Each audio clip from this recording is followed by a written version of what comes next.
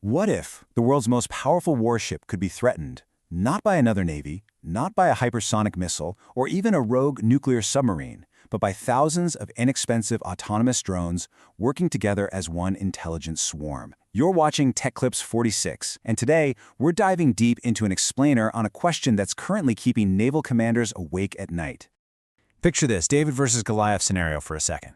On one side, you have a massive multi-billion-dollar steel fortress. It's home to thousands of sailors and dozens of incredibly advanced fighter jets. On the other side, a literal cloud of cheap, mass-produced drones, the kind you could launch right off the back of a commercial truck. But here's the thing. The true game changer isn't just the physical hardware of these drones. It's the unprecedented power of artificial intelligence linking them all together. This is absolutely not science fiction. It's a rapid, massive paradigm shift, and it has military analysts all over the globe completely rethinking naval strategy from the ground up. They're all asking the exact same thing. Has the apex predator of the ocean finally met its match? Let's start with Part 1, Kings of the Ocean. To really grasp the gravity of this technological shift, we first need to understand the massive, almost unassailable power the supercarrier has wielded for over 80 years. You see, following the devastating naval battles of World War II, the aircraft carrier definitively replaced the battleship. It became the undisputed king of the seas. And today's supercarriers? They are absolute engineering marvels. Think of them as floating military airbases powered by nuclear reactors, capable of projecting immense military force thousands of miles away from their home shores. For nations like the United States, China, the United Kingdom, France, and India, these towering vessels are the ultimate symbols of deterrence. I mean, when a 100,000-ton supercarrier parks off a foreign coastline, it sends a geopolitical message that simply cannot be ignored. It represents strategic power projection in its absolute purest form. And it does it all without ever needing to ask permission to use foreign land bases. But here is a crucial detail. An aircraft carrier never, ever sails alone. The carrier actually sits right at the center of a formidable floating city known as a carrier strike group, and this heavily integrated armada is Goliath's true strength. Beneath the waves, you've got nuclear attack submarines lurking, silently hunting enemy fleets. Up on the surface, there's a perimeter of guided missile destroyers and cruisers acting as this impenetrable shield. They are heavily armed and constantly scanning the horizon. Then you have dedicated logistics and supply ships keeping this massive force fueled and armed to the teeth. And above it all, airborne early warning aircraft and constant combat air patrols maintain total supremacy in the skies. It's an overwhelming concentration of firepower designed with one singular purpose: to protect that central ship and ensure its aircraft can strike anywhere at any time. So, imagine an incoming threat trying to breach this armada. It's not easy. It faces an impenetrable layered defense. Think of it like a defensive onion made of advanced weaponry. First, the threat has to evade the airborne early warning radar systems that are tracking everything hundreds of miles out over the horizon. If it gets spotted, supersonic fighter patrols intercept it. Now, should a threat somehow push past those jets, it then faces a lethal barrage of long-range surface-to-air missiles launched from the cruisers and destroyers. Closer in, medium-range interceptors take their shot. And, if anything, whether it's a missile or an aircraft, somehow survives to get within actual sight of the carrier itself, it faces a literal wall of lead from the close-in weapon systems. All of this happens while intense electronic warfare is blasting invisible energy to blind the incoming sensors.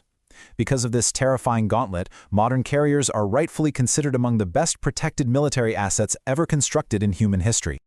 Which brings us to Part 2, Rise of the Swarm. Now, we need to be very clear here. We are no longer talking about single drones being remotely piloted by a human sitting in a control room on the other side of the planet. We have officially entered the era of swarm intelligence. We're talking about artificial intelligence coordinating hundreds or even thousands of autonomous platforms simultaneously. These machines are talking to each other in real time. They are instantly adapting to battlefield conditions way faster than any human brain could ever process. They move, they react, and they fight as a single, cohesive entity. It's a terrifying mechanical hive mind, really. If one drone gets shot down, it doesn't break the formation. The swarm just seamlessly reorganizes itself and continues the assault without missing a beat. To put that into perspective, in the past, drone warfare was largely a 1-to-1 ratio. One human operator piloted one drone, flying pre-programmed or remote-controlled single missions. They basically did one thing at a time. But today, A single AI mind can command a synchronized, simultaneous dance of destruction. Because they are all networked together, these swarms can execute vastly complex operations all at the exact same time. So while one segment of the swarm acts as a decoy to draw fire, another is conducting real-time reconnaissance, a third is performing aggressive electronic deception to jam radars, and a fourth is executing a devastating precision strike. It's a continuous, fluid action that removes human reaction time from the equation entirely. That is a massive paradigm shift. And we have to realize this isn't just a threat falling from the sky anymore. It is a full-on, multi-domain nightmare. Today's swarm is composed of deeply integrated public technologies that span land, sea, and air. You have first-person view attack drones and loitering munitions that can wait silently in the sky, analyzing targets before plummeting right into enemy radar dishes. Below them, unmanned surface vessels are skimming across the water at high speeds to swarm large ships. Beneath the waves, autonomous underwater vehicles hunt silently, just waiting to strike vulnerable hulls. Meanwhile, way up in the skies above, loyal wingman aircraft, these advanced collaborative combat jets, are flying alongside human pilots to expand the entire battle network. Together, these systems create a pervasive, multidimensional threat that attacks from all conceivable angles at the exact same time. Let's move to Part 3. Can swarms sink carriers? At the end of the day, this clash comes down to a cold, hard, mathematical reality known in defense circles as the cost exchange dilemma. It's absolutely crucial to understand this. A defending warship relies on highly sophisticated, high-cost interceptor missiles. These are incredible weapons, but they can cost millions of dollars apiece. Plus, a ship can only carry a finite, physically limited number of them in its vertical launch tubes. On the other side of the equation, you have low-cost autonomous drones. These are manufactured using commercial parts at an incredible scale for maybe just a few $1,000s each. So, firing a $2 million missile to shoot down a $10,000 piece of plastic and fiberglass? That forces an impossible economic choice on the defender. Even if every single interceptor missile hits its target perfectly, 100% success rate, the defender eventually, inevitably, just runs out of ammunition. And that terrifying math problem is exactly what fuels the saturation attack strategy. You see, a modern AI drone swarm doesn't just attack in a single, predictable line. The hive mind orchestrates absolute chaos. It launches simultaneous attacks from 360 degrees. It mixes in dozens of specialized decoy drones engineered specifically to mimic the radar signatures of massive bomber planes, which draws the carrier group's high-value defensive fire. At the exact same time, it uses aggressive electronic warfare to jam communications and blind the ship's sensors, literally flooding radar screens with hundreds of false targets. The sheer volume and multi-directional chaos are hypothetically designed to saturate human operators and overwhelm even those 6 incredibly advanced layers of defense we examined earlier. It's about breaking the system through sheer numbers. But let's take a breath and do a crucial factual reality check for anyone out there predicting the immediate end of the supercarrier. Despite the dramatic simulations, there is currently no publicly available evidence of an autonomous drone swarm ever actually defeating a modern carrier strike group in combat. None. While think tanks, defense analysts, and wargamers are running thousands of computer simulations studying this exact saturation scenario, the reality of the open ocean is infinitely more complex than a digital model. So yes, they study it intensely, but the Goliath, as of today, remains an undefeated powerhouse in the real world. This leads us right into Part 4, Defenses and Limitations. Because, as we know, every single revolutionary military technology in human history eventually meets the harsh, unyielding realities of physics, and drone swarms are absolutely no exception to this rule. The open ocean environment is incredibly brutal. Massive Pacific squalls and high-velocity winds can simply scatter a lightweight drone swarm like leaves. Corrosive saltwater rapidly degrades sensitive commercial electronics. On top of that, these drones face severe battery life constraints and tiny payload limits, meaning they have to operate relatively close to their targets to be effective. In a combat scenario, they're going to enter environments absolutely saturated with GPS denial and communication disruption. That alone can sever the vital network linking the hive mind.